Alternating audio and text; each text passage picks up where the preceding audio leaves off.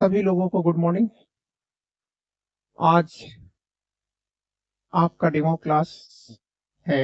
वैसे तो demo classes पहले से भी चल रहा था, लेकिन आज से आपको लिंक किया गया है। 10 तारीख से अर्थात 10 दिसंबर 2024 से आपकी नियमित क्लासेस शुरू हो गई।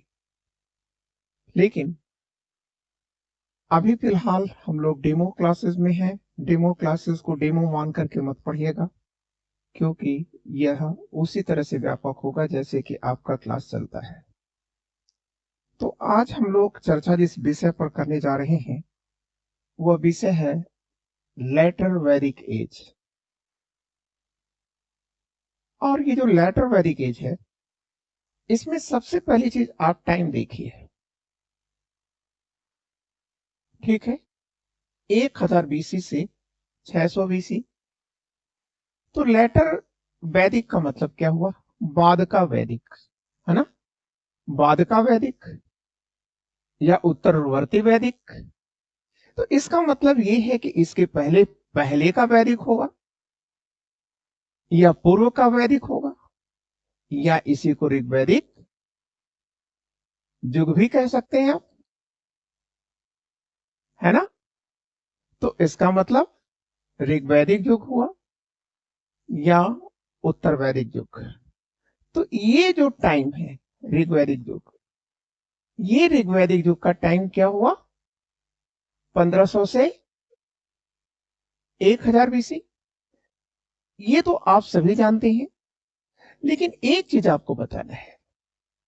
वो क्या बताना है? कि आर्य भारत में सबसे पहले कब आए थे? तो आप 1500 मत कर दीजिएगा, ठीक है?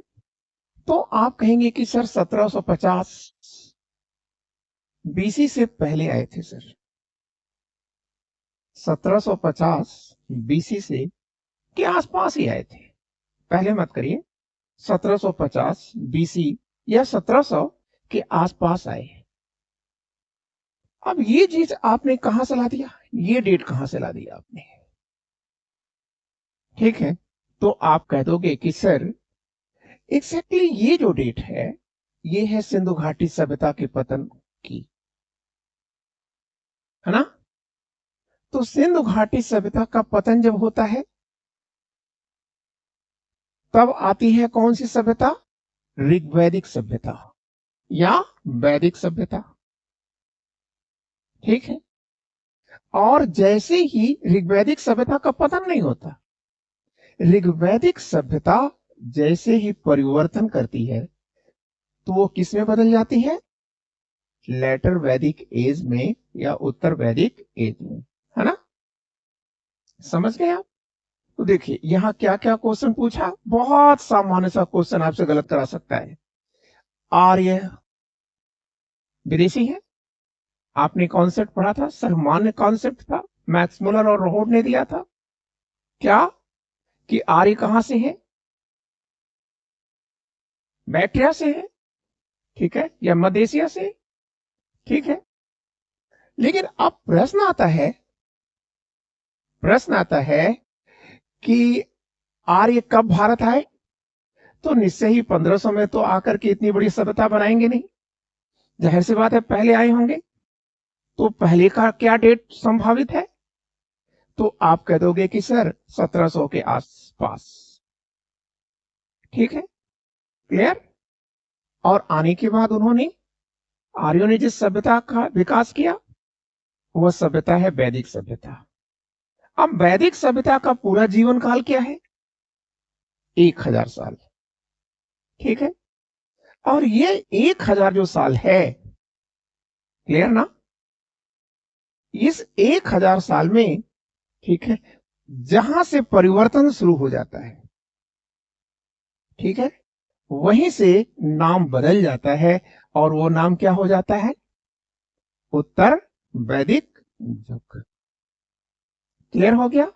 लेकिन 1000 ईसा पूर्व को क्या कहा जाता है? ट्रांजिशन पीरियड, संक्रमण काल। ठीक, तो आपको समझ में आ गया ये चीजें? ठीक है, इसका मतलब अगर आप नोट्स बना रहे हैं तो कैसे बनाएंगे आप? 1500 से 1000, 1000 से 600, ये हाईलाइट कर देंगे वैदिक युग का संक्रमण क्या है। ठीक है, यही है संक्रमण 1000 ईसा पूर्व। संक्रमण का मतलब क्या है कि संक्रमण काल में यहां की विशेषताएं इसके अंदर हैं और यहां की विशेषताएं भी इसके अंदर हैं, परिवर्तन भी है और परंपराएं भी जहां मौजूद हैं। मतलब परंपरा और परिवर्तन दोनों ही जहां दिखता हो उसी को क्या कहते हैं, संक्रमण काल कहते हैं। और यही है 1000 ईसा पूर्व। ठीक, क्लियर हो गया बातें। अब अगली जो बातें हम करेंगे वो क्या करेंगे, ठीक है।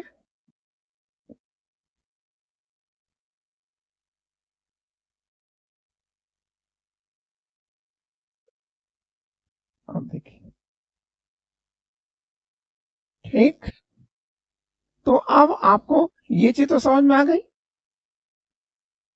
और अब हम देखेंगे कि लेटर वैदिक एज में क्या क्या होता है। ठीक है, पहले हम लोग इसको फाइनल कर लेते हैं, इसके बाद तब करते हैं। ये देखिए, एक सामान्य सी आइडिया रखिए आप कि जो लेटर वैदिक एज है, उत्तर वैदिक युग है, इसका जो काल है कितना है, ये लिखा है। क्लियर, ठीक। और इस काल की जानकारी कहां कहां से मिलती है, ठीक है। तो आप कहेंगे कि सर सामवेद की से, यजुर्वेद से, अथर्ववेद से। ठीक, ये जो सामवेद है ये ऋग्वैदिक युग की विशेषता नहीं बताता। इसका मतलब ये जो वेद हैं, तीनों वेद हैं, इनका विकास किस काल में हो रहा है, उत्तर वैदिक काल में। ठीक, और उत्तर वैदिक काल में ही समस्त ब्राह्मणों की रचना हुई या विकास हुआ। उसके बाद आर्यकों का विकास हुआ, उसके बाद उपनिषदों की रचना हुई। ठीक, ये सीक्वेंस गड़बड़ नहीं होना चाहिए। वैसे मैं ये पढ़ा चुका हूं आपको। ठीक है, अब बात आता है कि इनकी रचना का क्रम क्या है। देखिए, कह रहा है रचना का क्रम। तो सबसे पहले आप देखते होंगे कुछ किताबों में ऋग्वेद लिखता है, फिर यजुर्वेद लिखता है, फिर सामवेद लिखता है, लास्ट में अथर्ववेद लेके जाता है। लेकिन सवाल इस बात का है कि हम इन चीजों से कैसे बचें, गलतियां से कैसे बचें। तो इसलिए हमने इसको बहुत हाईलाइट कर रखा है। आप देखिए तो नंबर 1 लिखा है सामवेद। ऋग्वेद के बाद सामवेद है, सामवेद के बाद यजुर्वेद है, यजुर्वेद के बाद अथर्ववेद है, अथर्ववेद के बाद ब्राह्मण है, ब्राह्मण के बाद आर्यक है, और सबसे अंत में है उपनिषद। मतलब उपनिषद को वेदांत भी कहा जाता है। मतलब उपनिषद से ही वेदों का अंत हो जाता है। वेदों के अंत में जो ज्ञान दिया गया है वो उपनिषद है। ठीक है, वही उपनिषद है। क्लियर हो गई बात। लेकिन एक बात आप और याद रखना, ठीक है, क्लियर। देखो, ये जो ब्राह्मण है, ये ब्राह्मण, ब्राह्मण मतलब ब्राह्मण साहित्य, यही कर्मकांड को फैलाता है, यही अंधविश्वास है, यही पाखंड है। ठीक, समस्या यहीं से है, यही लिटरेचर है। ठीक है, जो लोगों से तर्क को छीन लेता है। ठीक है, और इंसान के बीच में जो नफरत फैलती है, पलती है, वो इसी ब्राह्मण साहित्य के द्वारा फैलती है। और इसी के विरोध में लिखे गए हैं ये आर्णक और उपनिषद।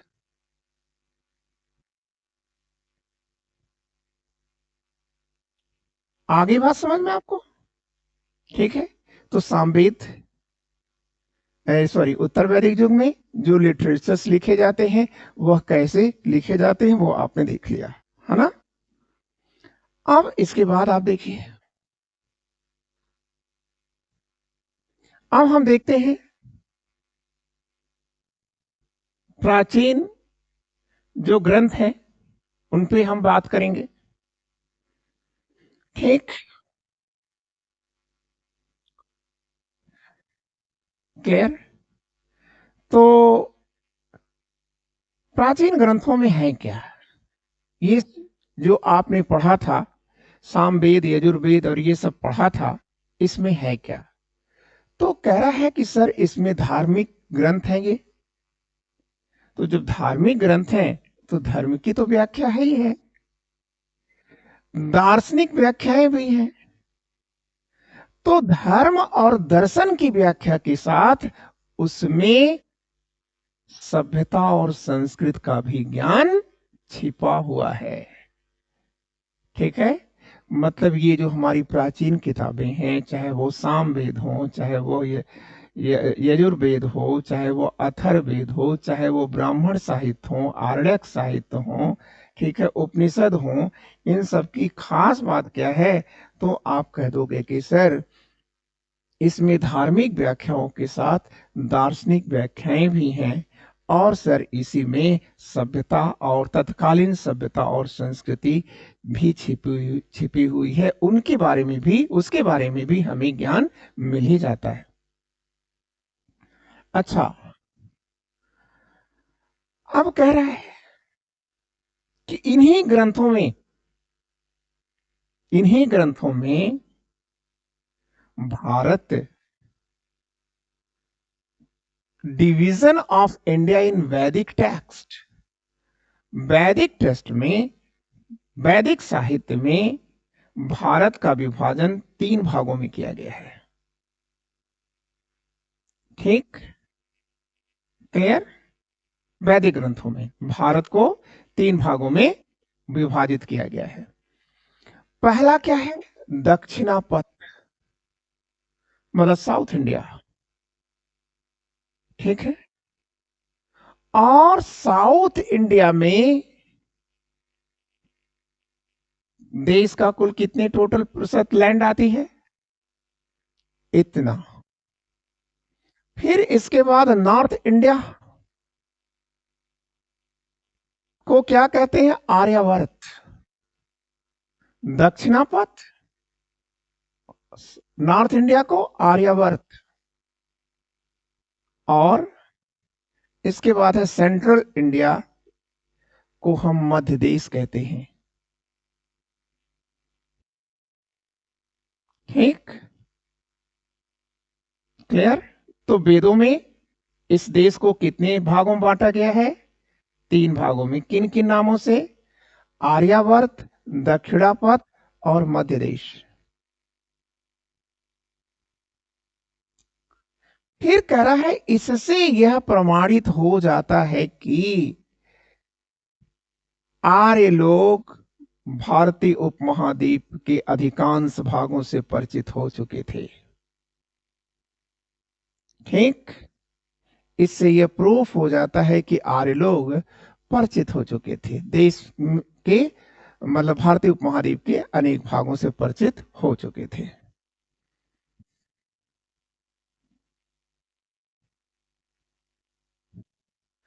ठीक, अब हम देखते हैं कि लेटर वैदिक की जो सोशल लाइफ है, सामाजिक जीवन है, वो है क्या।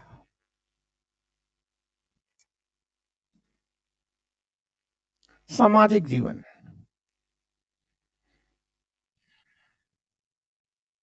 ठीक।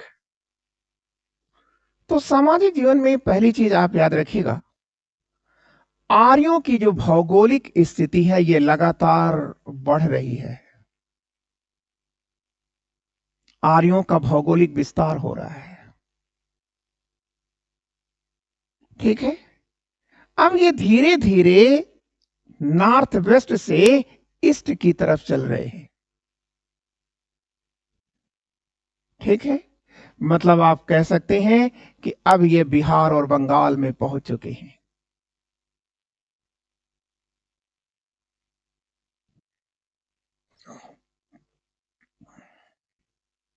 ठीक,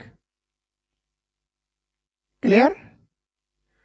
और एक बात आप याद रखिएगा कि जब आर्य यहां पहुंचेंगे बाद में, ठीक है, पहुंचेंगे ना, तो आप याद रखिएगा इसी क्षेत्र में हिंदू धर्म की जड़ें कमजोर भी हैं। और ब्राह्मण धर्म या हिंदू धर्म को सबसे पहली अगर चुनौती मिलेगी तो यहीं से मिलेगी, बिहार से मिलेगी। ठीक है, क्लियर। और अब और क्या हो रहा है समाज में? एक तरफ तो भाई भौगोलिक विस्तार हो रहा है, ठीक है, किधर की तरफ हो रहा है? पूरब की तरफ हो रहा है। बिहार, बंगाल, झारखंड, उड़ीसा के क्षेत्रों में निकल रहेंगे, ठीक। लेकिन एक बात और, इसी समय आर्थिक परिवर्तन भी हो रहा है, बड़ा आर्थिक परिवर्तन हो रहा है।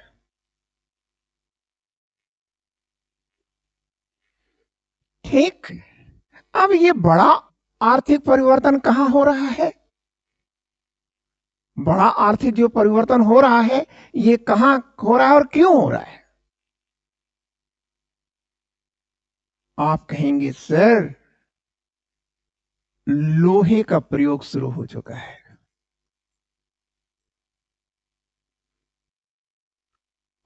लोहे का प्रयोग शुरू हो चुका है, ठीक। अब जब लोहे का प्रयोग शुरू होगा तो यह क्या प्रभाव डालेगा? लोहा क्या प्रभाव डालेगा? तो आप कहेंगे कि सर, लोहे ने क्या किया? अतिरिक्त उत्पादन दे दिया,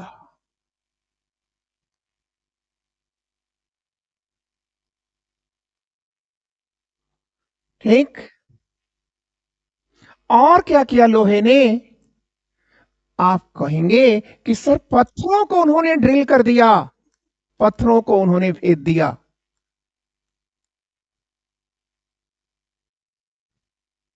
ठीक, क्लियर हो गया। तो जब पत्थरों को उन्होंने भेद दिया, तो उसका क्या परिणाम आएगा? आप कहेंगे अब यह नदियों से दूर मैदानों में भी जाने लगे। क्यों? क्योंकि लोहे ने जब पत्थरों को ड्रिल कर दिया, तो पानी उनको आसानी से मिलना शुरू हो गया, ठीक। और क्या हुआ? अतिरिक्त उत्पादन, सरप्लस जो आउटपुट आएगा वह क्या देगा? तो आप कहेंगे इस अतिरिक्त उत्पादन ने समाज में दो लोगों को जन्म दे दिया, एक मालिक और गुलाम। मालिक को जन्म दे दिया और दूसरे गुलाम को जन्म दे दिया,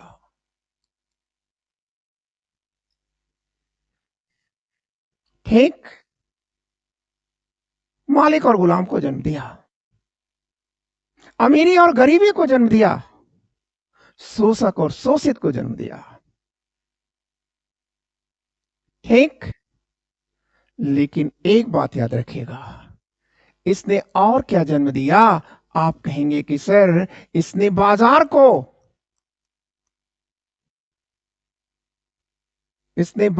जन्म दिया। और बाजार ने क्या दिया? बाजार ने क्या दिया?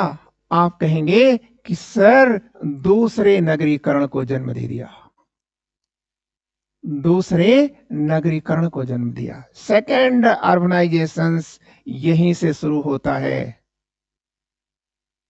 ठीक, क्लियर हो गया। और अब आप कह सकते हैं कि सर, और क्या परिवर्तन हुआ? तो आप कहेंगे कि सर, प्राइवेट प्रॉपर्टी या निजी संपत्ति का विकास हुआ।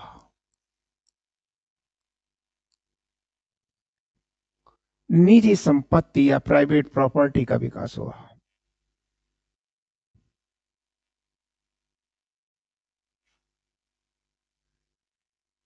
ठीक।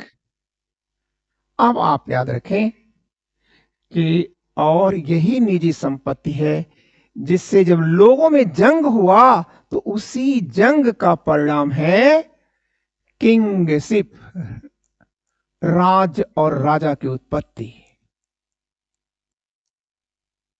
राजा की उत्पत्ति। ठीक है, क्लियर। और फिर यदि राज्य आ गया, राजा आ गया। ठीक है, तो जाहिर सी बात है कि राज और राजा जैसे ही आएगा बच्चों, एक चीज अपने आप आ जाएगी। वो क्या आएगा? बोलो। आप कहेंगे सर टैक्स आ गया। टैक्स आ गया। ठीक, क्लियर। और यह टैक्स किसने दिया? अमीरों ने दिया। टैक्स अमीरों ने दिया। और इस प्रकार से जो राज्य बनेगा वह राज्य सदैव किसके हितों के लिए संघर्ष करेगा? तो आप कहेंगे राज्यों ने पूंजीपतियों के हितों की रक्षा किया। ठीक है, कमोबेश आज भी यही है। ठीक है, क्लियर ना? तो ये समझ गए क्या चेंजेज आ रहा है कि आर्यन उत्तर वैदिक युग में आर्यों का विस्तार हो रहा है। ये विस्तार भौगोलिक हो रहा है। आर्य लगातार पूर्व की ओर चल रहे हैं, लेकिन जैसे जैसे आर्य पूर्व की ओर जाएंगे, अपनी डीग मारेंगे, मैं ये मैं वो, तो वहां पर पड़ेगा बिहार। और बिहार जहां पर आप जानते हैं कि जहां की मिट्टी बहुत अतिरिक्त उत्पादन करती है, और जहां पर भी अतिरिक्त है वहां पर हर चीज अतिरिक्त है, बुद्धि भी अतिरिक्त होती है। और यही कारण है कि यहाँ पर इन्होंने ब्राह्मणों को या जो उनके प्रीचर्स दे उपदेशक थे उनको ललकारा और उनका वो सामना नहीं कर पाए। ठीक है, आपको समझ में आएगा कि क्यों, क्या रीजन है कि बिहार में ही, ठीक है, बुद्ध और महावीर स्वामी या अन्य दार्शनिक मतावलंबियों की उत्पत्ति हुई। ठीक, समझ में आ गया? ठीक है, इकोनॉमिक चेंजेस भी लगातार हो रहे हैं भाई। ठीक है, और फिर कल्चरल इंटीग्रेशन हो रहा है। आप बताइए, कल्चरल इंटीग्रेशन ये कैसे होगा? समाज में क्या परिवर्तन आएगा कल्चर में? तो बच्चों देखो, एक सीधी सी बात है, आर्य क्या है? बाहर से आए हुए लोग हैं। और जब ये लोग पूरब की ओर बढ़ेंगे तो यहां पर रहने वाले कौन लोग हैं? अनार्य हैं। तो अनार्य से और इनके बीच जो संपर्क होगा, उस संपर्क का परिणाम क्या होगा? ठीक है, मेल मिलाप होगा। सभ्यता और संस्कृतियों में मेल मिलाप हुआ इसी दौर में। ठीक है, तो उत्तर वैदिक युग में, ठीक है, सभ्यता और संस्कृति का मेल मिलाप हो रहा है। ठीक है, तो ये पोर्शन भी समझ लिया आपने।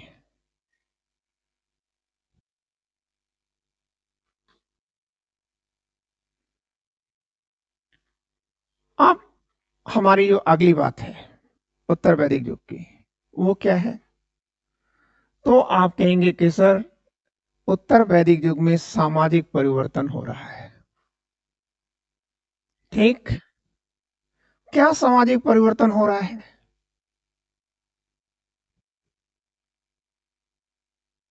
समाज में क्या परिवर्तन हो रहा है?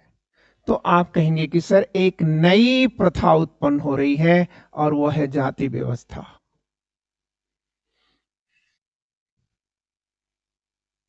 ठीक। और जाति व्यवस्था के साथ साथ जब जाति व्यवस्था आ गई तो गोत्र व्यवस्था भी आ जाएगी। आगे चल के बताएंगे क्या है गोत्र। ठीक। और इसी समय आश्रम व्यवस्था का भी उदय होगा।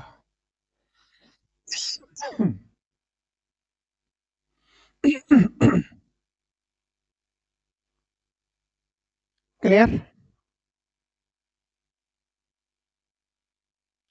ठीक। तो आप याद रखेंगे, एक चीज याद रखेंगे।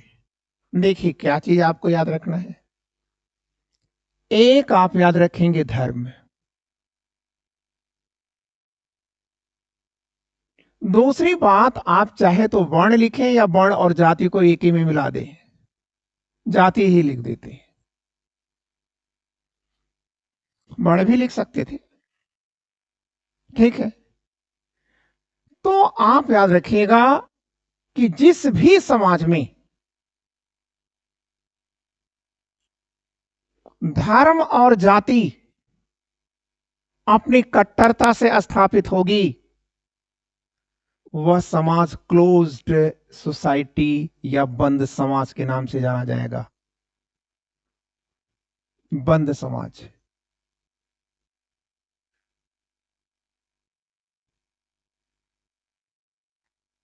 संकीर्ण समाज होगा, बंद समाज होगा। ठीक है। धर्म, जितनी ही मोटी चादर होगी धर्म की, ठीक है, समाज उतना ही कुंठित होगा। ठीक। और आप याद रखिएगा, धर्म और जाति की कोख से जो समाज उत्पन्न होगा उसमें स्त्री की स्थिति क्या होगी? आप कहेंगे कि सर दयनीय होती चली जाएगी।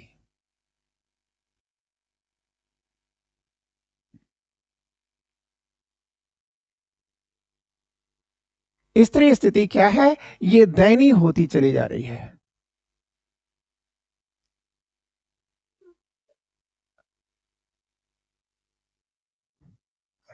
राजीव जी नमस्कार, खुश रहिए। और ठीक है। तो जहां पर भी समाज में धर्म और जाति जितनी ही कट्टरता से स्थापित होगा, वह समाज बंद समाज होगा और महिलाओं की स्थिति उतनी ही दयनीय होती चली जाएगी। क्लियर? अब बात आता है कि संयुक्त परिवार परंपरा, ठीक है, जारी तो है परंतु विघटन शुरू है। अभी भी संयुक्त परिवार की परंपरा बनी हुई है, लेकिन आपको लिखना नहीं है कि विघटन शुरू हो गया। आप कहेंगे अभी भी संयुक्त परिवार की परंपरा बनी हुई है। ठीक। लेकिन एक चीज और आएगा कि संयुक्त परिवार की परंपरा तो अवश्य है, लेकिन घर का स्वरूप बदल रहा है। ऋग्वैदिक समाज में कैसा घर था? एक कमरे का था। लेकिन अब यहां बहुकक्षीय, बहुत कमरों के घर बनने लगे।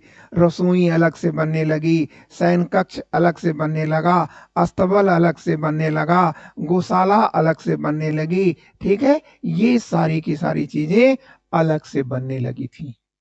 ठीक है। क्लियर? तो ये चीजें आपने देखा।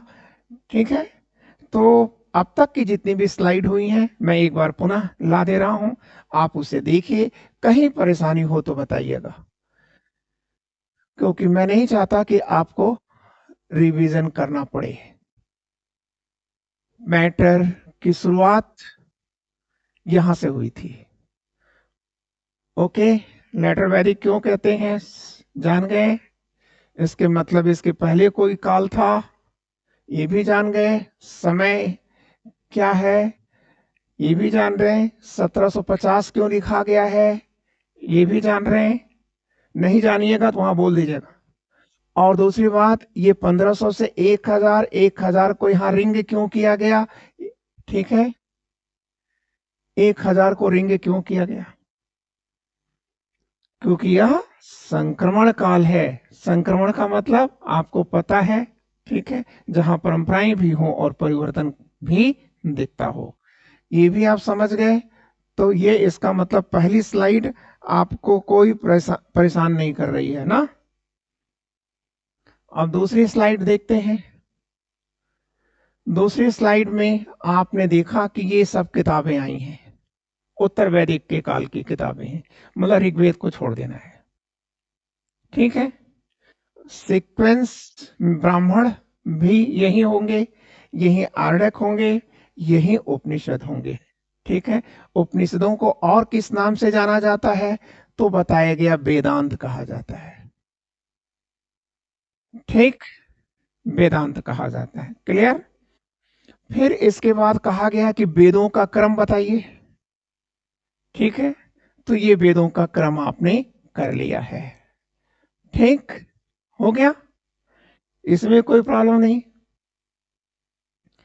अब ये देखिए, ये जो हमारे वेद हैं, जो ब्राह्मण हैं, जो आर्डक हैं, उपनिषद हैं, उनसे क्या जानकारी मिलती है। तो आप कहेंगे कि सर ये मूलतः धार्मिक और दार्शनिक सूचनाओं का ग्रंथ है। लेकिन सर धार्मिक और दार्शनिक सूचनाओं के साथ साथ यहाँ हमें आर्यों की सभ्यता और संस्कृति की भी जानकारी मिल जाती है, ठीक है। फिर ये चीजें हैं। इस देश का नाम क्या मिलता है, 3 नाम मिलता है। उत्तरा पक्ष, सॉरी, आर्यावर्त, दक्षिणापथ और मध्य देश। इससे सिद्ध हो जाता है कि वे लोग संपूर्ण भारतीय उपमहाद्वीप से परिचित हो चुके थे। अब ये टॉपिक आ जाता है, ठीक है। क्या कि आर्यों का विस्तार, ठीक है, आर्यों का विस्तार क्या हो रहा है और उनकी अर्थव्यवस्था में क्या परिवर्तन हो रहा है। तो ये चीज कहा जा रहा है कि भाई देखिए, आर्यों का जो विस्तार हो रहा है वो भौगोलिक विस्तार है, ये उत्तर से पूरब की ओर चल रहे हैं, ठीक है। लेकिन पूरब की तरफ जैसे वो आएंगे उनको विरोध का सामना करना पड़ेगा, ठीक है, और वह विरोध का सामना कर नहीं पाएंगे, ठीक है, क्लियर। फिर हम लोग आगे चल करके पढ़ेंगे कि इनको चुनौती देने के लिए वहां पर दो, उत्पन्न तो बहुत होते हैं, लेकिन दो प्रमुख दार्शनिक आते हैं। एक महावीर स्वामी, दूसरा बुद्ध, जिन्होंने ब्राह्मण धर्म की चूलों को हिला करके रख दिया। इकोनॉमिक चेंजेस क्या हो रहे हैं, जाहिर सी बात है कि लोहा आ चुका है, ठीक है। तो लोहे से सब कुछ आप कर ही लेंगे, भाई वनों की कटाई कर देंगे, युद्ध भी करा देंगे, और सब कुछ मिला करके आप कह सकते हैं कि यह अतिरिक्त दे देंगे, लोगों के पास पैसा आ जाएगा। और जब लोगों के पास पैसा आ जाता है, ठीक है, तो लोगों को दूसरों की शांति से कोई वास्ता नहीं रहता, ठीक है। महत्वाकांक्षाएं बढ़ जाती हैं, और जब महत्वाकांक्षाएं बढ़ जाती हैं तो प्रॉब्लम बिगड़ जाती है, ठीक है। अब ये है कल्चरल इंटीग्रेशन, ठीक है। तो जाहिर सी बात है कि दो सभ्यताएं तो मिल ही रही है ना, आर्य सभ्यता और अनार्य सभ्यता, ठीक है। जब आर्य बिहार में पहुंचे तो बिहार में क्या था, मगध था ना। तो मगध में कौन थे, अनार्य थे ना। तो जब इन्होंने वहां पहुंचे और कहे मैं श्रेष्ठ हूं, मैं श्रेष्ठ हूं, उन्होंने निकाला बाण, तलवार, कटार निकाला और इन सब लोगों को काट डाला, ठीक, समझ गए। लेकिन फिर क्या हुआ कि जब ये लोग हारेंगे तो उनको स्वीकार करेंगे, ठीक है, क्लियर। ये भी उनको स्वीकारेंगे, वो भी उनको स्वीकारेंगे, ठीक है। देखिए, जो आर्य की बात आती है लोहा की, तो आप याद रखेंगे कि लोहे का जो सबसे बड़ा भारत में यूज करता है वो है मगध। ठीक है। और इस देश में एकता का जो सूत्र पिरोया जाता है वो बिहार के, दक्षिण बिहार के मगध से उत्पन्न होता है, क्योंकि मगध ही वो क्षेत्र है जहां पर लोहा और कोयला, मतलब लकड़ी, कोयला मतलब लकड़ी, वन, दोनों एक जगह पाए जाते हैं। ठीक है। और जाहिर सी बात है कि लोहा का दूसरा क्षेत्र एक जगह और था, और वो था अवंती, और अवंती था मध्य देश में। लेकिन अवंती के लोगों में इतना बुद्धि क्यों नहीं आ पाई जितना कि मगध के लोगों में थी। ठीक है। एक बिहारी सब पर भारी। ठीक है। क्यों? क्योंकि अवंती मतलब मध्य प्रदेश, और मध्य प्रदेश के पहाड़ों में लोहा तो जरूर था, वन भी था, लेकिन लोगों का पेट खाली था। ठीक है। इसलिए बुद्धि नहीं थी। ठीक है। क्लियर? लोग फुर्सत में नहीं थे। जाहिर सी बात है कि जब पेट खाली होगा तो लोग पेट भरने में ज्यादा लगे रहेंगे। ठीक है। आविष्कारों में नहीं लगेंगे। और यही कारण है कि अवंती के पास सब कुछ होने के बाद, अवंती मतलब उज्जैन के पास सब कुछ होने के बावजूद भी, ठीक है, अवंती मगध या अन्य किसी का सामना नहीं कर पाएगा। लेकिन मगध का कोई सामना नहीं कर पाएगा क्योंकि उसको प्रकृति ने सब कुछ दिया था। उसके दोनों राजधानियां, ठीक है, ये है पटना, जल दुर्ग था, और राजगिरी है, यह क्या है? पहाड़ी दुर्ग है। ठीक है। क्लियर? ये रीजन था। तो ये भी एक स्लाइड आपको तैयार है। आप ये देखिए, सामाजिक परिवर्तन में क्या आ रहा है, ये बात आ गई। ऋग्वैदिक युग में जाति व्यवस्था नहीं थी। महिलाओं की स्थिति ऋग्वैदिक युग में बहुत ऊंची थी, बहुत अच्छी थी, है ना। लेकिन आप देख रहे हैं, जाति व्यवस्था आ गई, महिलाओं की स्थिति दयनीय हो गई। ठीक है। एक एग्जाम्पल के रूप में मैं बता दूं, और ये समाज बंद समाज में बदल गया। एक एग्जाम्पल आप समझिए, आज लड़कियों की स्थिति कहां पर है? दहेज से बहुत प्रॉब्लम चल रही है। तो दहेज क्यों है? क्योंकि समाज बंद है। ठीक है। यादों की मैरिज किसमें होती है? यादों में ही होती है। एक लड़का चैन पाता है, मतलब एक बीमार, एक अनार 100 बीमार। ठीक है। इसलिए महंगा है।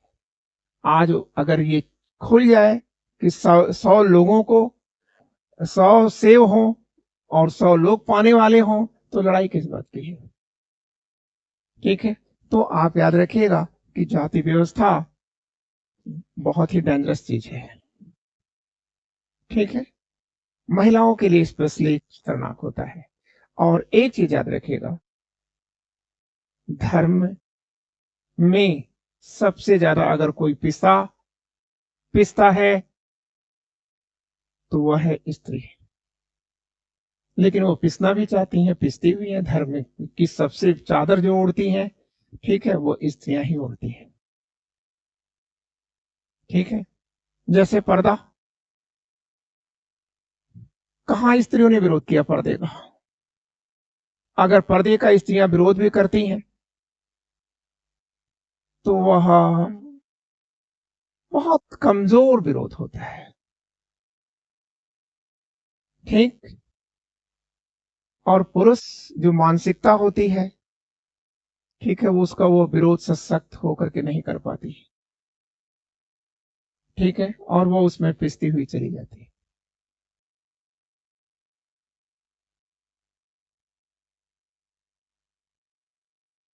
क्लियर ना? तो अब ये गोत्र व्यवस्था भी इसी में आ गई है, उत्तर वैदिक काल में आई है। लेकिन आप याद रखिएगा, आगे हम चल के इस पर चर्चा करेंगे। क्लियर? ये भी आश्रम व्यवस्था पर भी चर्चा बाद में ही होगी। बस आपको इतना याद रखना है कि ये व्यवस्थाएं आ गई हैं, संयुक्त परिवार की परंपरा बनी हुई है। लेकिन एक चीज और आया, भाई लोगों के पास पैसा है, बचत है, तो रहन सहन भी अलग हो जाएगा, घर द्वार भी अलग हो जाएगा। तो वो तो सीधी सी बात है कि उत्तर वैदिक काल में पैसा है लोगों के पास। ठीक है, आज भी जिसके पास पैसा नहीं है वो ऋग्वैदिक युग में ही तो रहता है ना? मड़ई में तो रहता है, आज भी वो रहता है। तो सब मिलाकर के आपको यहां तक की स्लाइड में कोई प्रॉब्लम नहीं है। अब यहां देखिए, आप बहुत ही आसानी से आपके बीच में रख दिया गया है कि परिवार का विकास कैसे हो रहा है। तो आप कहेंगे कि सर यहां पर अनेक कमरों के घर बनने लगे हैं, मुखिया के कर्तव्यों में परिवर्तन हो रहा है।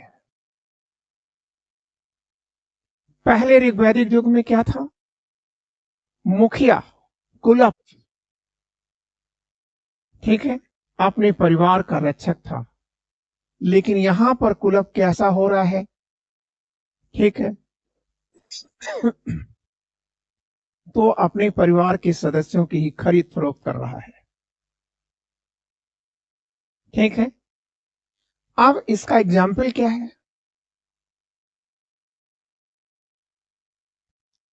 ठीक है, इसका एग्जाम्पल आप देख रहे हैं कि अजिगर्थ नाम का एक परिवार का मुखिया है या कुलप है।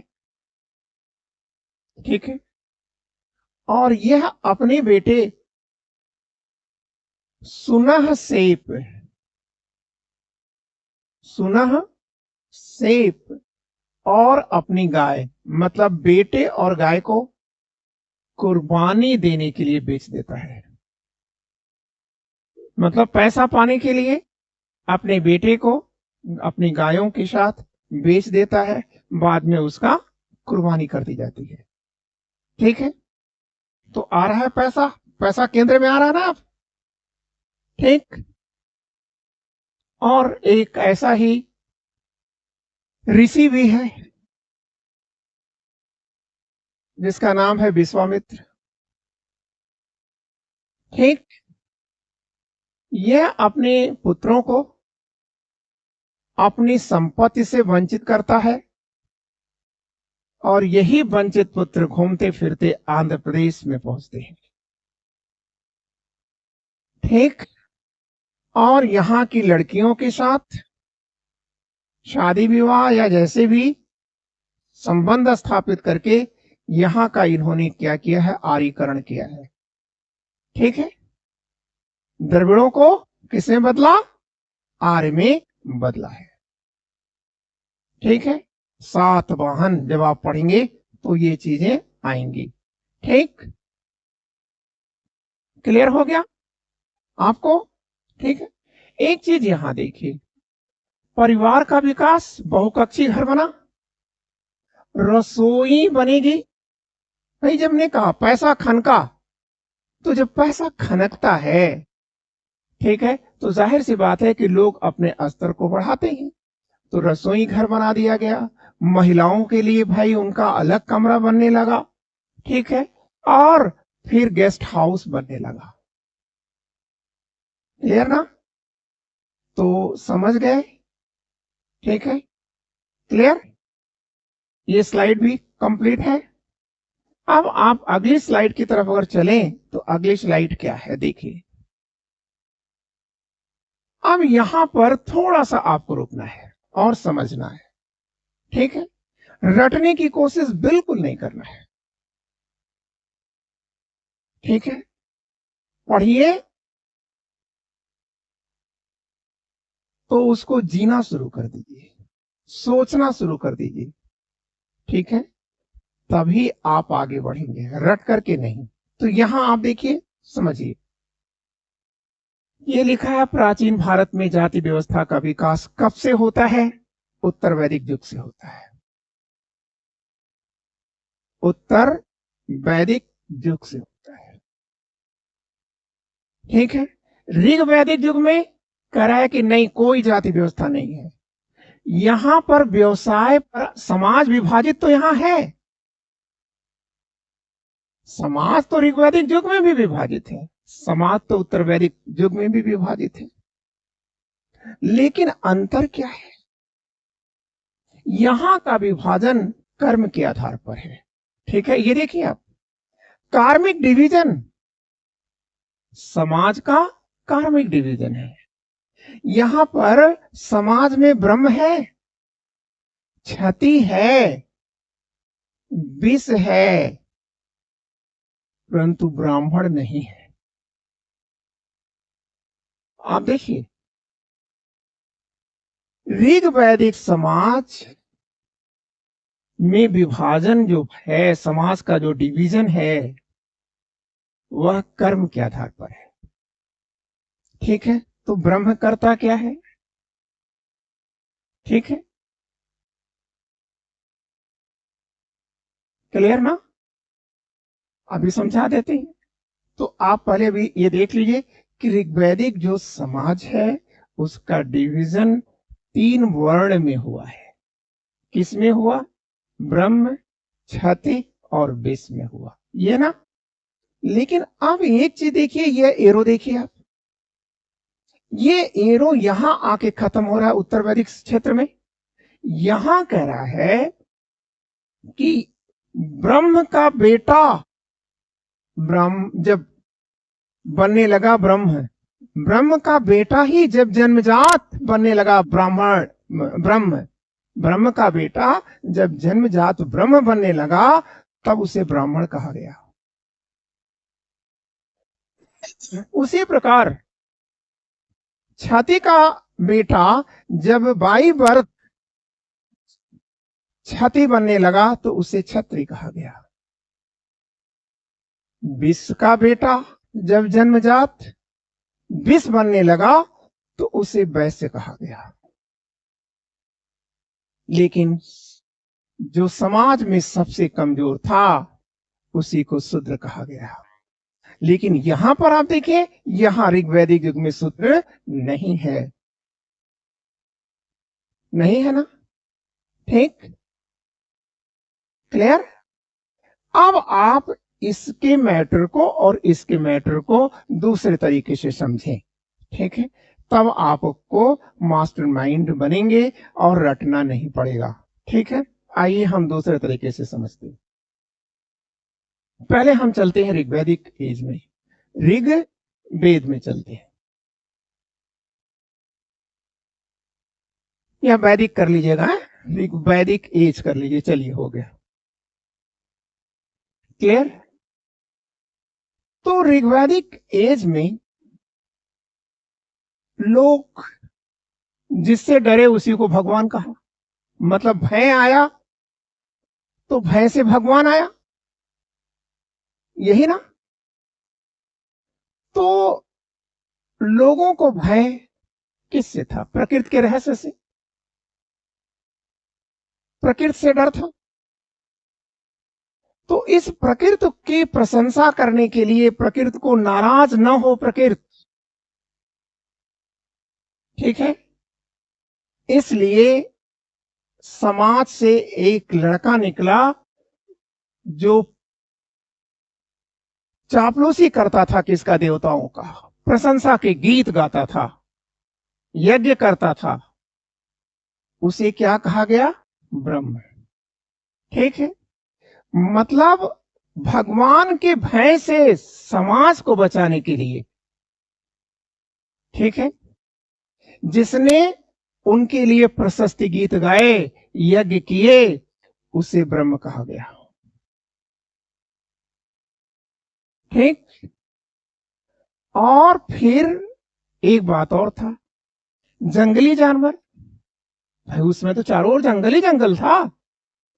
तो जंगली जानवर से और अपने समान अन्य कबीलों के विस्तार से जिसने रक्षा किया उसे क्षति कहा गया। ठीक, क्लियर? और ये दोनों सीमाओं पर रहते हैं। आज भी इनके गांव जो होंगे वो कभी बीच में नहीं होते। समझ गए? इसका मतलब इन्होंने देव उपासना का काम किया, देव भय से, देव के प्रकोप से बचाया, और इन्होंने जानवरों से और अपने समान अन्य कबीले से अपने लोगों को बचाया। तो भैया ये तो लाठी लेके खड़े हैं सीमा पर, ये भी लकड़ी उकड़ी लेकर के खड़े हैं, पूजा पाठ कर रहे हैं। तो सवाल इस बात का है, इन लोगों को खिलाएगा कौन? तो इन लोगों को जिसने खिलाया उसी का नाम है विष। और विष का मतलब होता है शेष, जनता। ठीक है, शेष जनता। तो यही शेष जनता जो है यह प्रोड्यूसर है, यही उत्पादक है। ठीक, यही उत्पादक है। इसका मतलब ये क्या है? पैरासाइट, नॉन प्रोडक्टिव बॉडी है ये, कोई प्रोडक्शन नहीं होता।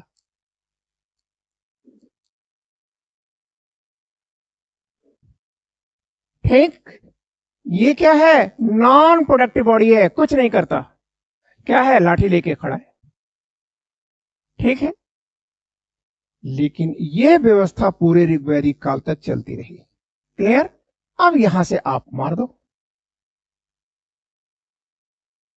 ठीक, ये जो लाइन आई है 1000 बीसी को डिनोट कर रही है, 1000 ईसा पूर्व की व्याख्या कर रही है। ठीक, अब 1000 बीसी के बाद क्या आएगा? ठीक है, ये उत्तर वैदिक युग आ गया, आया ना? उत्तर वैदिक युग। अब यहां आप एक चीज देखो, उत्तर वैदिक युग में ब्रह्म का जो बेटा है ये ब्राह्मण कहा गया। ठीक, और क्षति का जो बेटा है ये क्षत्रिय कहा गया। ठीक है, और विष का जो बेटा है वो वैश्य कहा गया। ठीक, क्लियर? आई बात समझ में? आ गया ना समझ में? लेकिन इन तीनों में जो सबसे कमजोर है, इन तीनों में जो कमजोर है, ठीक है, उसी से निकल कर आया शूद्र। शूद्र कोई आकाश से नहीं निकल के आ रहा है, वो इन तीनों का कमजोर है। ठीक है, शारीरिक रूप से, मानसिक रूप से। ठीक है, किसी रूप में अगर वो कमजोर है तो इसको उन्होंने दास बना लिया, सेवक बना लिया। क्लियर हो गया? लेकिन अब आप जरा देखिए। ठीक है, यहां तक समझ गए? ठीक है, कोई प्रॉब्लम अगर किसी को हो तो ये तरीके से समझिए आप, रटने की कोशिश बिल्कुल मत करिएगा। ठीक, इस लाइन के ऊपर ऋग्वैदिक युग, और इस लाइन के नीचे उत्तर वैदिक युग। क्लियर हो गई बात? तो यहां पर थ्योरी ऑफ कर्म है, यहां पर थ्योरी ऑफ बाय बर्थ है। क्लियर? अच्छा, अब जब आप ये समझ गए तब आप जरा देखिए आगे क्या होगा। तो इसका मतलब यहां पर भी वैश्य उत्पादन ही तो कर रहा है, उत्पादन वैश्य कर रहा है, हाड़ तोड़ करके मर रहा है वैश्य, और मजा कौन ले रहा है? मजा ये ले रहा है नॉन प्रोडक्टिव, मजा ये ले रहा है। लेकिन सबसे ज्यादा मजा कौन लेगा? सबसे ज्यादा लाभ कौन लेगा? ब्राह्मण। तो जाहिर सी बात है कि क्षत्रिय को कैसा लगेगा? बुरा लगेगा। ठीक है, अब वहीं पर लिख देंगे कि सर यही कारण है कि पूरा उत्तर वैदिक काल ब्राह्मण और क्षत्रिय संघर्ष का काल है। पूरा उत्तर वैदिक काल ब्राह्मण और क्षत्रिय, क्या क्षत्रिय ठीक है, संघर्ष का ये दौर है।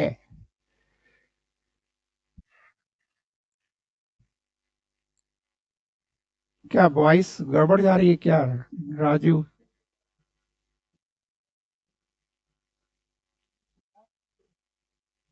हम्म।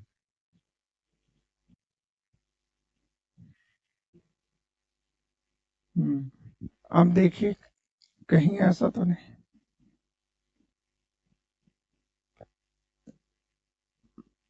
हम्म।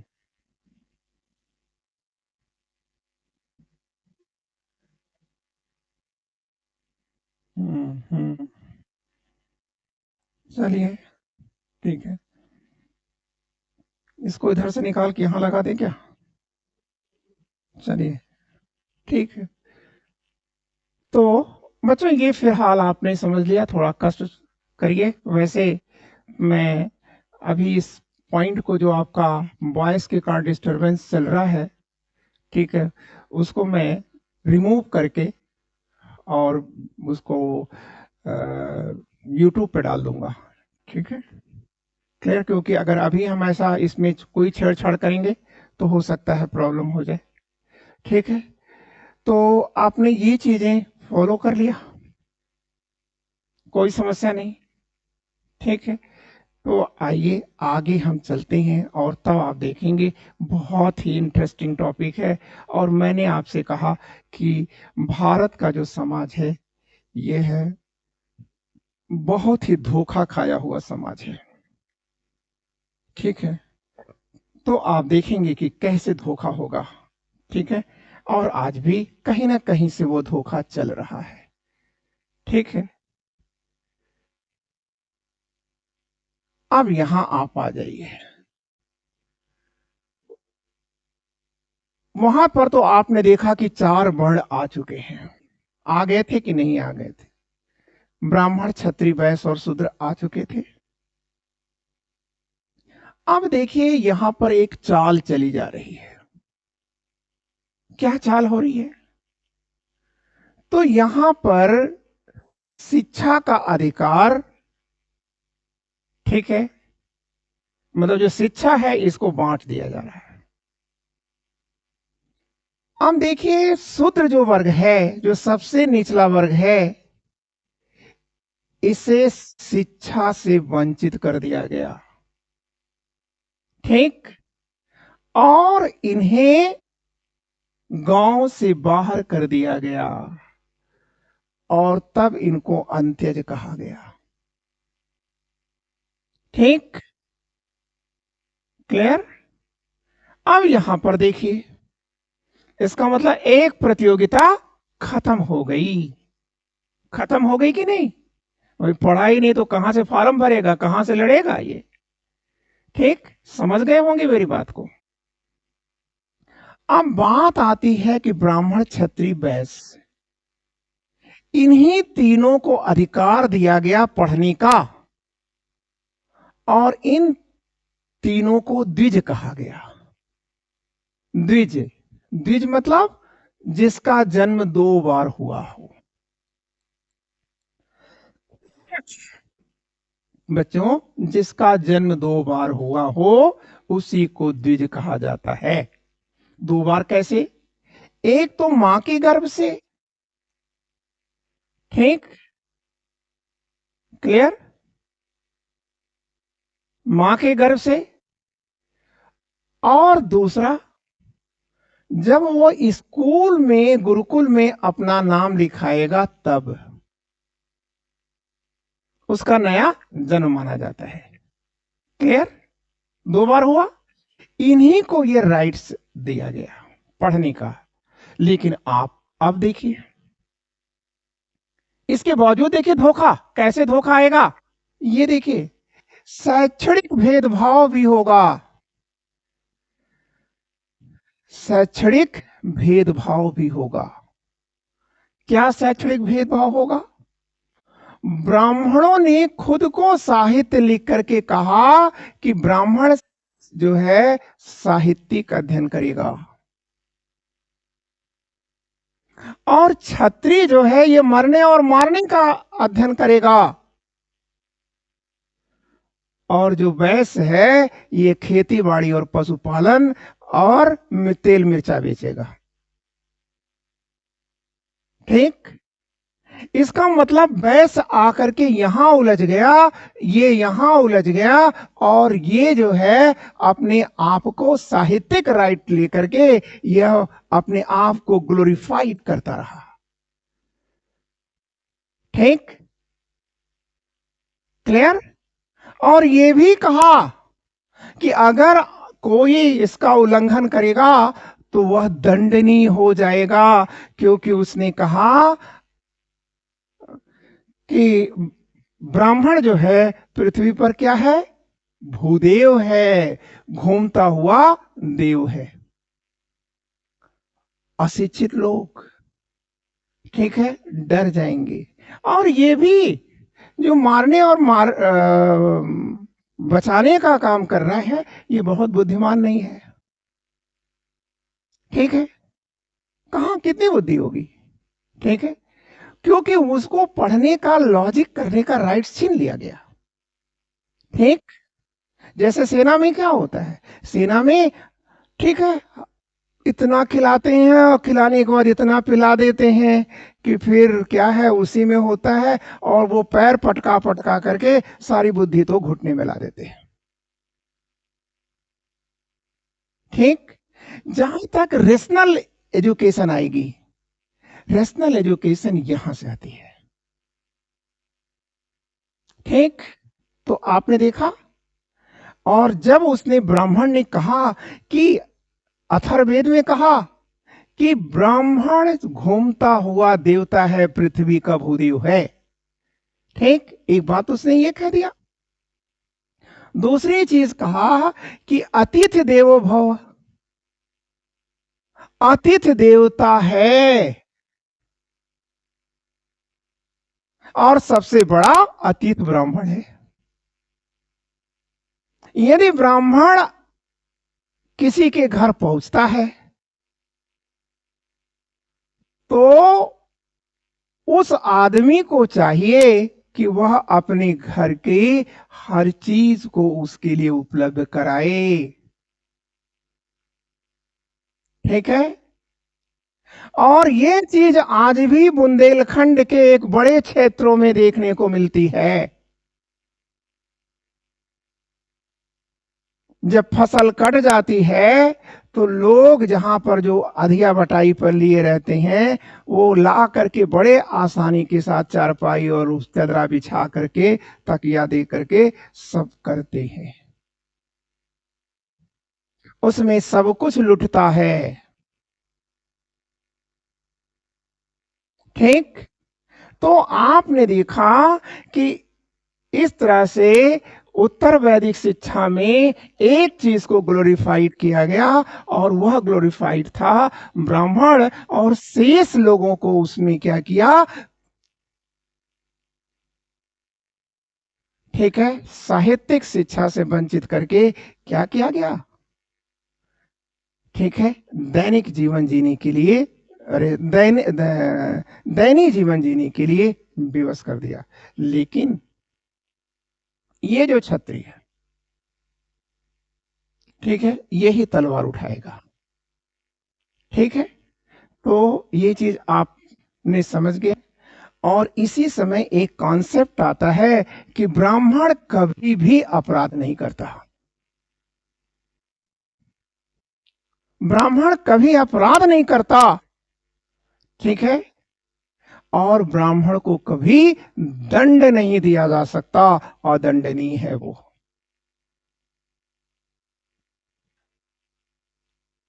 ठीक, क्लियर। अब आप बताइए, लेकिन आपको बताना है कि पहला वह अंग्रेज अधिकारी कौन था। मुसलमानों ने भी कभी ब्राह्मण को दंड नहीं दिया है, ये वहां के रूलर बने तब भी नहीं दिया। लेकिन जब अंग्रेज आए तो सबसे पहले उन्होंने रूल ऑफ लॉ लागू किया, और रूल ऑफ लॉ लागू करने के बाद नंद कुमार को उन्होंने हैंग कर दिया।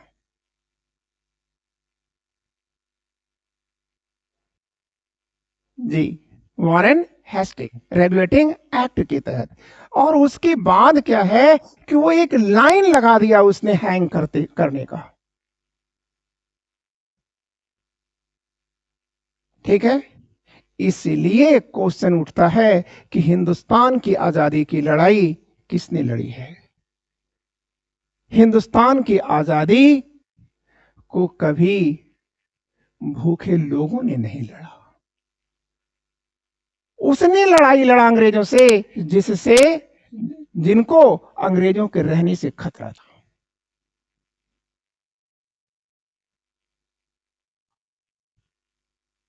ठीक, ये चीजें भी आपके सामने क्लियर हो गई। आगे चलते हैं।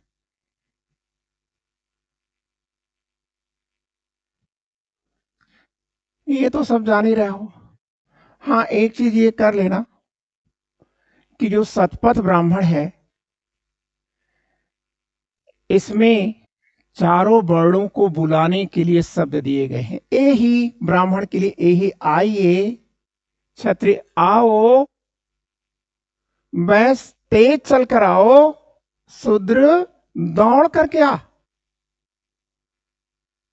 ठीक, शतपथ ब्राह्मण में कहा गया कि ऐसा होता था या ऐसा किया जाना चाहिए, मतलब ब्राह्मण के लिए सम्मान और शूद्र के लिए अपमान, मतलब धीरे धीरे लोगों को अपमानित करने का प्रावधान किया गया है। ठीक, अब याद रखिएगा,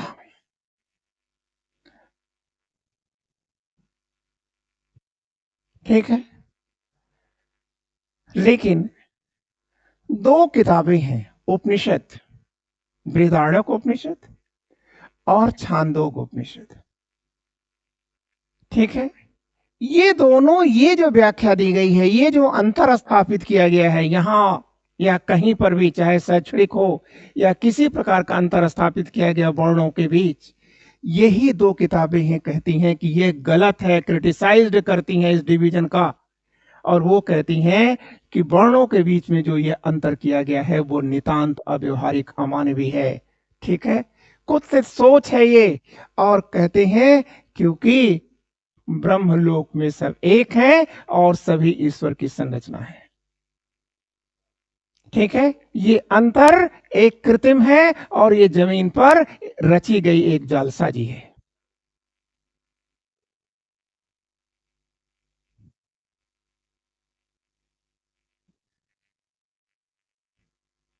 ठीक, क्लियर। फिर ये देखिए, यज्ञोपवीत संस्कार भी यहीं शुरू होता है। यज्ञोपवीत, यज्ञोपवीत संस्कार भी यहीं शुरू होता है। ठीक है,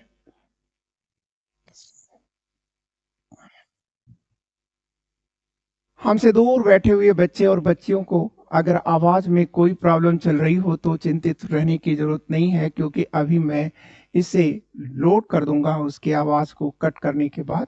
ठीक है, और वो चैनल जाएगा, लेकिन केडी सिंह आईएएस एकेडमी पर वो जाएगा। ठीक, वो वीडियो उसी पर जाएगी जो मेरे द्वारा सुधार करके भेजी जाएगी, साउंड को जिसमें एकदम कंप्लीटली खत्म कर दिया जाएगा। ठीक है, और आप आप में से किसी को अगर कहीं से कोई प्रॉब्लम, क्योंकि आप मुझसे दूर बैठे हुए हैं तो मैं आपके फेस को नहीं देख पा रहा हूं, लेकिन जो हमारे सामने बैठे हुए बच्चे हैं इनको मैं देख करके समझ लेता हूं कि कौन कितना फॉलो कर रहा है। लेकिन आपकी जो वॉइस होती है, वॉइस ही हमारी समझ का एकमात्र आधार बनेगा। तो इसलिए अगर आपको कहीं से कुछ भी चीजें समझ में नहीं आ रही है तो आप, ठीक है, पूछ सकते हैं, और मतलब लिख कर भी पूछ सकते हैं। और अगर डायरेक्ट पूछना चाहते हैं तो आप फोन से भी कर सकते हैं और कभी भी कर सकते हैं, क्लास के दौरान भी, क्लास के बाद भी। ठीक है, मेरा फोन नंबर जो मेरा निजी है उसे भी आप चाहे तो लिख सकते हैं। ठीक है, 94159415, 361 361 462, 361 462। ठीक है, आइए, ठीक है। तो अब हम यहां देखते हैं कि यज्ञोपवीत संस्कार, ठीक है, तो ये किसका होता था? केवल द्विजों का होता था, ब्राह्मण का, क्षत्रिय का और वैश्य का। ठीक, अब ब्राह्मण का जो यज्ञोपवीत होता है वह बसंत के महीने में किया जाता था, ठीक है। और ये सूत्र नहीं है, सूत है, सूत। और सूत से उसका यज्ञोपवीत किया जाता था। यज्ञोपवीत का मतलब है धागे को पहनाना, ठीक है। और छत्री का ग्रीष्म में किया जाता था, और उसके लिए जिस धागे का प्रयोग, थ्रेड, धागा, धागा, ठीक है, डोरा, जिसका प्रयोग किया जाता था वह था सन, ठीक है। और वैश्य का शीत में किया जाता था, और उसके लिए ऊन का प्रयोग किया जाता था, ठीक। अब आप यहां क्वेश्चन पूछ सकते हैं, ठीक है, क्या क्वेश्चन पूछ सकते हैं कि सर ये महीना क्यों अंतर है, ये मौसम क्यों अंतर है? तो आप कहेंगे क्योंकि यह स्वभाव को बताता है। ब्राह्मण क्या होता है? सदैव पतझड़ी होती है उसके अंदर। छत्री क्या है? गरम। और वैश्य क्या होता है? सिकुड़ा रहता है, ठीक है। कोई दुकान पे आप चले जाइए, इस दुकान पर जाइए, मान लीजिए दुकान पर जाने वाली लड़की है, गुप्ता जी की दुकान है, और वहां पर उसने कहा कि मुझे ये दुपट्टा चाहिए, स्कॉर्फ चाहिए, ठीक है। 100 रुपए का दुपट्टा लेने के लिए वो पूरी दुकान पलटवा देती है, और उसके बाद कहती है कि मुझे कोई पसंद नहीं आया। तो गुप्ता जी वहां क्या बोलते हैं? कोई बात नहीं बहन जी, ठीक है, हम कल मंगा देंगे, कल आप दोबारा आ जाइएगा। मतलब वह सदैव अपने ग्राहक को भगवान मानता है, ठीक है, क्लियर। अब ये दुकान खोल के बैठे हो दुपट्टा का, और 2-3 ठो दिखाए, उसके बाद उसको पसंद नहीं आएगा, तो ये क्या बोलेंगे? लड़ने के लिए तैयार हो जाएंगे ना, ठीक है। और अब ये चीज देखिए, शूद्रों के लिए यज्ञोपवीत संस्कार का उल्लेख नहीं है, ठीक। अब यहां देखिए वर्चस्व के लिए संघर्ष, वर्चस्व चलेगा, वर्चस्व के लिए संघर्ष किसके बीच? दो लोगों के बीच, ब्राह्मण और क्षत्रिय, ठीक। क्योंकि ब्राह्मण अपने को धार्मिक श्रेष्ठ घोषित कर चुका है, ठीक। और धार्मिक श्रेष्ठता घोषित करके लोगों से, वैश्यों से बचत को अपहरण कर रहा है। ये जो बचत है उसका अपहरण कर ले रहा है, ठीक है, क्लियर है ना। अब ये बाबू साहब क्या करेंगे? इनका काम तो गवर्नेंस है, गवर्नमेंट का काम है इनका, पॉलिटिक्स का काम है, सिक्योरिटी का काम है। तो इसके लिए तो इनको भी चाहिए पैसा, लेकिन पैसा वैसे के पास है कहां, ठीक है। पैसा तो ले लिया धर्म के व्याख्याकारों ने, ठीक, क्लियर। और ऐसी स्थिति में फिर इन क्षत्रियों ने क्या किया? इनको चुनौती दी। और चुनौती कैसे देंगे भाई? अगर तलवार उठाए तो सबको काट के रख देता, लेकिन उसने तलवार उठाया क्यों नहीं? क्योंकि जो वैश्य था, यह वैश्य अपने भूदेवों की रक्षा के लिए खुद लड़ जाती, ठीक है। इसलिए इस छत्री ने क्या किया? इनको काटने के लिए ये स्थापित कैसे हुए थे? साहित्य से। यही साहित्य में इन्होंने अपने आप को स्थापित कर लिया, साहित्य के द्वारा। तो इन्होंने, क्षत्रियों ने क्या किया? साहित्य को साहित्य से काटेंगे। ठीक है, क्लियर? और तब इन क्षत्रियों ने क्या लिखा? उपनिषद लिखवा डाला, लिखा या लिखवाया। ठीक, क्लियर? तो उपनिषद में क्या है? इस धार्मिक जो चालबाजी है, इसी चालबाजी के विरुद्ध एक बगावत है।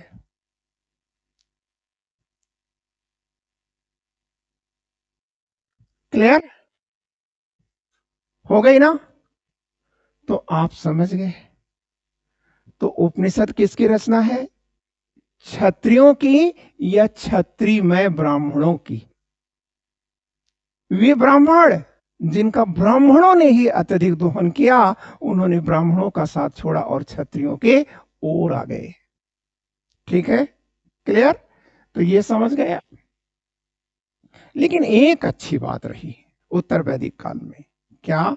क्योंकि उत्तर वैदिक काल में अनटचबिलिटी का कॉन्सेप्ट नहीं है, कोई अस्पृश्यता का कॉन्सेप्ट नहीं है। क्लियर?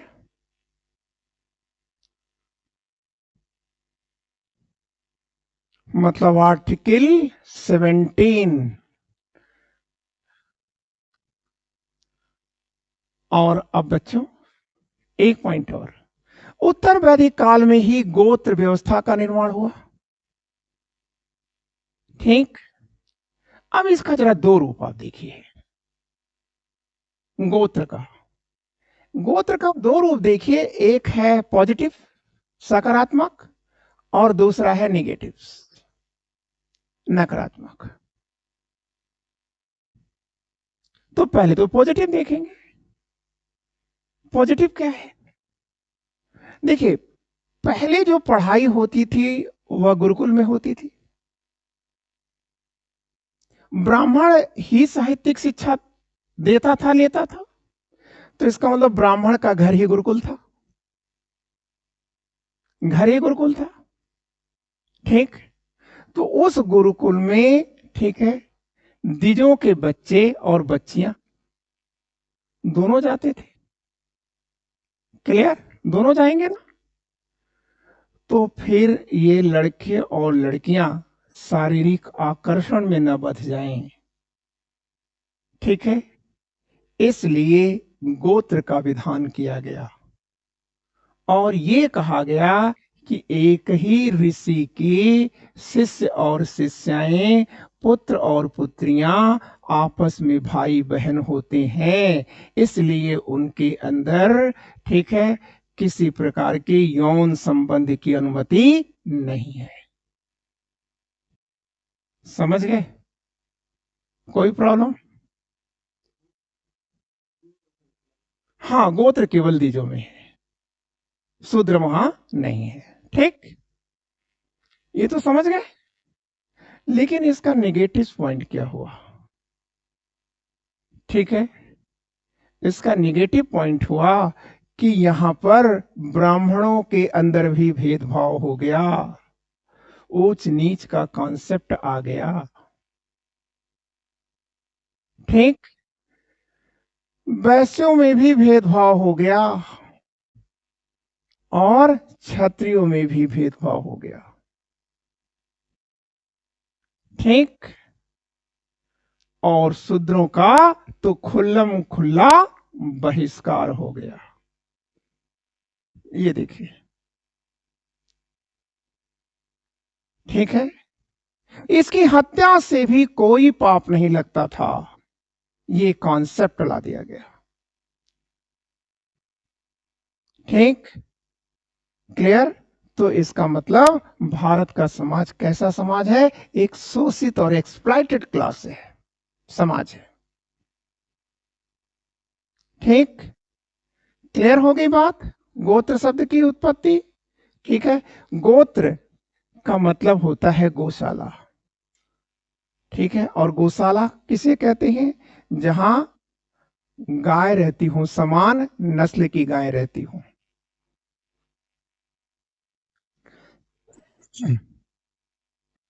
लेकिन एक चीज आता है कि गोत्र की उत्पत्ति सबसे पहले कहां उल्लेखित है? देखिए, इसकी उत्पत्ति तो ऋग्वैदिक में ही है। वो अलग की बात है कि यजुर्वेद में इसकी व्यापक चर्चा की गई है। ठीक है, तो आप लिख देंगे यजुर्वेद में। यजुर्वेद में गोत्र शब्द की सर्वाधिक व्याख्या है।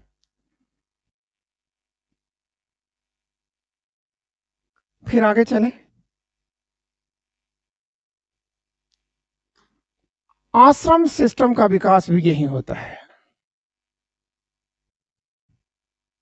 उत्तर वैदिक युग में ही आकर के आश्रम व्यवस्था आ जाती है। ठीक, क्लियर। और आश्रम व्यवस्था क्या कहती है?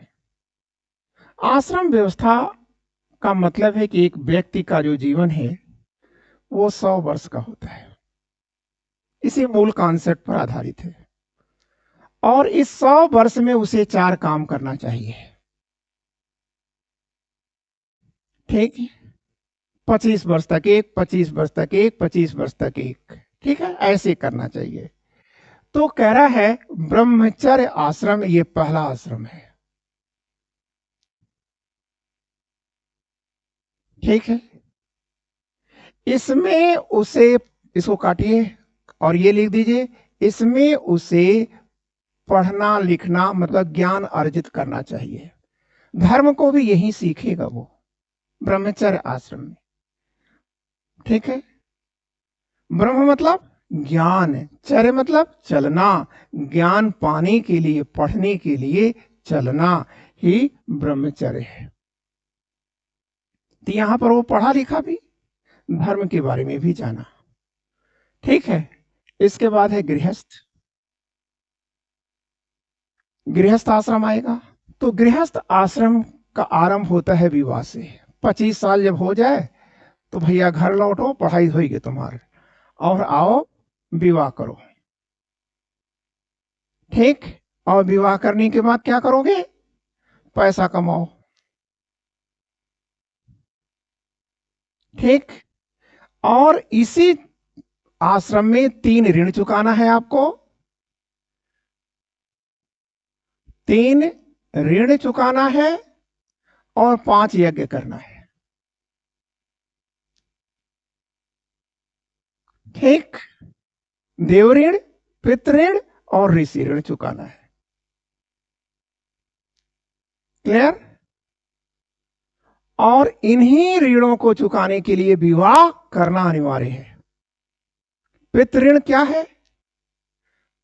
अपने समान संतान पैदा करना ही पितृ ऋण को चुकता करना है।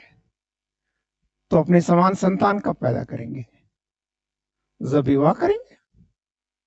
ठीक है, पैतृ संहिता में लिखा है ये। ठीक, और अब आता है वानप्रस्थ आश्रम। ठीक है, तो वानप्रस्थ आश्रम में ये गलती से लिख उठा है, यहां अर्थ और काम यहां आना चाहिए। गृहस्थ आश्रम में अर्थ और काम होना चाहिए। ठीक, और यहां पर क्या है वानप्रस्थ आश्रम में? तो आप कहेंगे कि सर यह क्या है?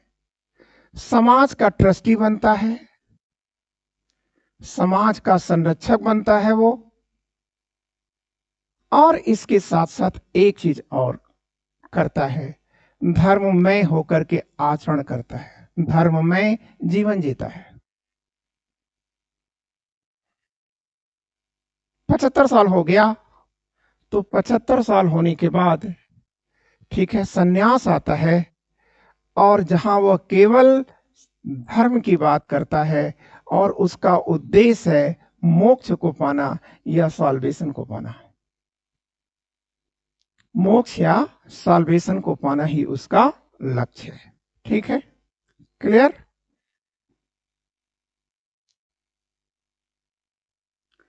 अब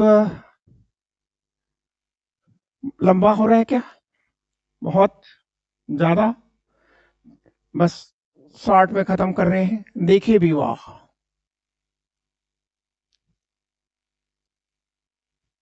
विवाह, ठीक है। बी, वाह, ठीक है। तो बी का मतलब है विधि पूर्वक, विधि पूर्वक। और वाह का मतलब है वहन करना, अर्थात एक दूसरे का विधि पूर्वक एक दूसरे का हाथ थामना या पकड़ना या चलने के लिए तैयार होना ही विवाह है। ठीक है, क्लियर। फिर कह रहा है कि तैतरीय ब्राह्मण में, तैतरीय ब्राह्मण में, ठीक है, यह उल्लेखित किया गया है कि ऋण तीन होते हैं, पितृ ऋण, ऋषि ऋण और देव ऋण। ठीक है, क्लियर। तो पितृ ऋण को चुकाने के लिए विवाह एक अनिवार्यता बन जाती है। ठीक है,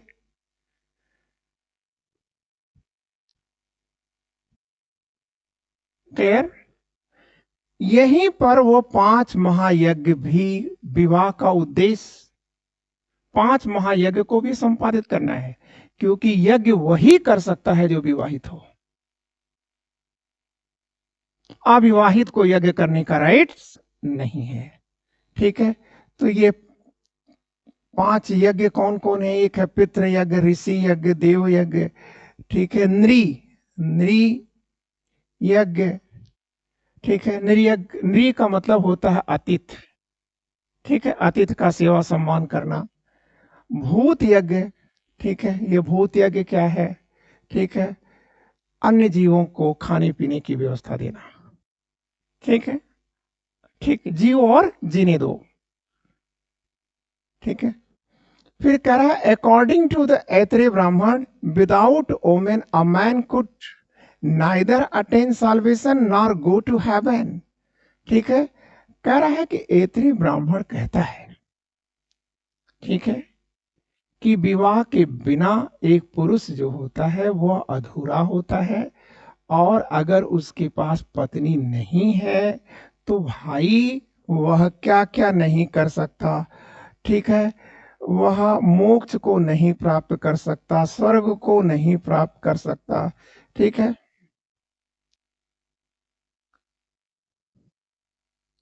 ठीक है। सतपथ ब्राह्मण में कहा है कि किसी को जो अविवाहित है, ठीक है, उसको यज्ञ करने का अधिकार नहीं है। ठीक है, नियोग सिस्टम, नियोग का मतलब क्या होता है? नियोग,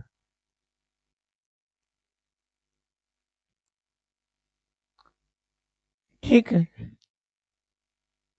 तो नियोग का मतलब होता है, ये देखिए, नी का मतलब है निश्चित, निश्चित। तो निश्चित क्या है? निश्चित क्या है? तो आप कहेंगे संख्या भी है सर, और समय भी है। मतलब निश्चित समय में निश्चित संख्या तक के पुत्र को पाने के लिए पति पक्ष के पुरुष से किया जाने वाला या स्थापित किया जाने वाला, ठीक है, यौन संबंध नियोग है। समझ गए? नि, निश्चित, क्या निश्चित? एक लड़का कि दो लड़का कि तीन लड़का? लड़की नहीं चलेगी, लड़की तो कुछ भी होती रहेंगी। अगर ऋग वैदिक युग में नियोग क्या था, एक लड़का होते ही नियोग रुक जाएगा। ठीक, लेकिन उत्तर वैदिक युग में यह संख्या बढ़ा के तीन कर दी गई। ठीक, क्लियर। तो ये है नियोग प्रथा। क्लियर। तो आज इतनी पर ही रहने देते हैं, क्योंकि काफ़ी लंबा हो गया है।